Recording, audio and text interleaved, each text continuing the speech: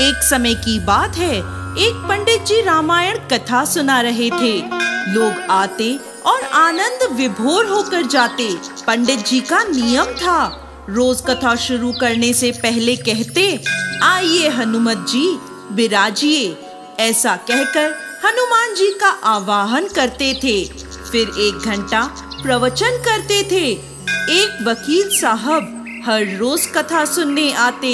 वकील साहब के भक्ति भाव पर एक दिन तर्कशीलता हावी हो गई। उन्हें लगा कि महाराज रोज आइए हनुमत जी विराजिए कहते हैं, तो क्या हनुमान जी सचमुच आते होंगे? अतः वकील साहब ने पंडित जी से पूछ ही लिया, महाराज आप रामायण की कथा बहुत अच्छी कहते हैं, हमें बड़ा रस आता है, परंतु आप जो गद्दी प्रतिदिन हनुमान जी को देते हैं, उस पर क्या हनुमान जी सचमुच आकर विराजते हैं? पंडित जी ने कहा, हाँ, ये मेरा व्यक्तिगत विश्वास है कि रामायण कथा हो रही हो तो हनुमान जी अवश्य पधारते हैं। वकील साहब ने कहा, महाराज ऐसे बात नहीं बनेगी, हनुमान जी यहाँ आते हैं, इसका कोई सबूत तो दीजिए।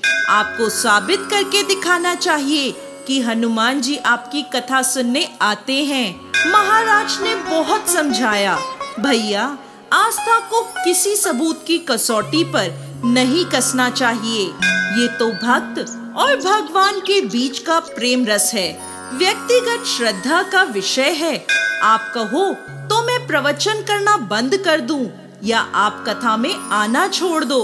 लेकिन वकील साहब नहीं माने। कहने लगे, आप कई दिनों से ये दावा करते आ रहे हैं, ये बात आप और स्थानों पर भी जरूर कहते होंगे, इसलिए महाराज आपको तो अब साबित करना होगा कि हनुमान जी कथा सुनने आते हैं।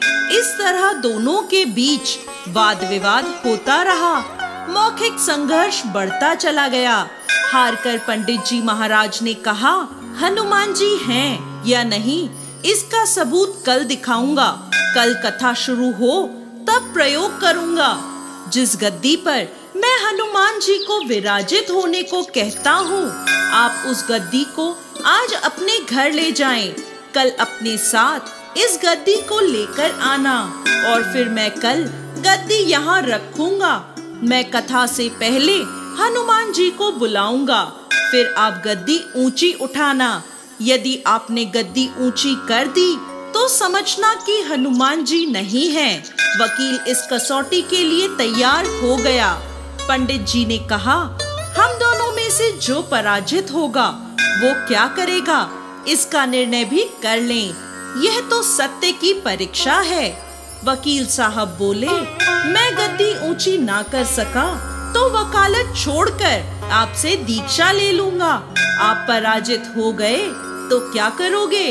पंडित जी ने कहा, मैं कथा वाचन छोड़कर आपके ऑफिस का चपरासी बन जाऊंगा। अगले दिन कथा पंडाल में भारी भीड़ हुई। जो लोग रोजाना कथा सुनने नहीं आते थे, वो भी भक्ति, प्रेम और विश्वास की परीक्षा देखने आए। काफी भीड़ हो गई। पंडाल पूरा भर गया। श्रद्धा और विश्वास का प्रश्न जो था, पंडित जी महाराज और वकील साहब कथा पंडाल में पधारे। गद्दी रखी गई। पंडित जी ने सजल नेत्रों से मंगलाचरण किया और फिर बोले, आइए हनुमत जी विराजिए। ऐसा बोलते ही पंडित जी के नेत्र सजल हो उठे। मन ही मन पंडित जी बोले, प्रभु आज मेरा प्रश्न नहीं बल्कि रघुकुल रीति की परंपरा का सवाल है। मैं तो एक साधारण जन हूँ, मेरी भक्ति और आस्था की लाज रखना। फिर वकील साहब को निमंत्रण दिया गया, आइए गद्दी ऊंची कीजिए। लोगों की आंखें जम गईं। वकील साहब खड़े हुए। उन्होंने गद्दी उठाने के लिए हाथ बढ़ाया, पर गद्दी को स्पर्श भी न कर सके। जो भी कारण रहा, उन्होंने 3 बार हाथ बढ़ाया, किंतु तीनों बार असफल रहे। पंडित जी देख रहे थे। गद्दी को पकड़ना तो दूर, वकील साहब गद्दी को छू भी ना सके। 3 बार वकील साहब पसीने से तरबतर हो गए।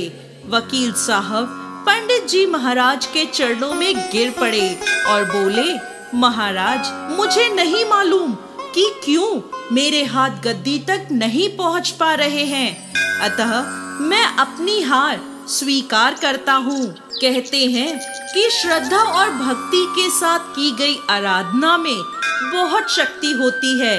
मानो तो देव, नहीं तो पत्थर।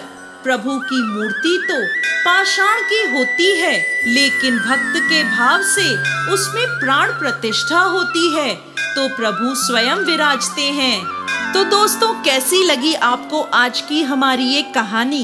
हमें कमेंट बॉक्स में लिखकर जरूर भेजिएगा और साथ ही साथ हमारे इस चैनल को सब्सक्राइब करना ना भूलें। जय बजरंगबली।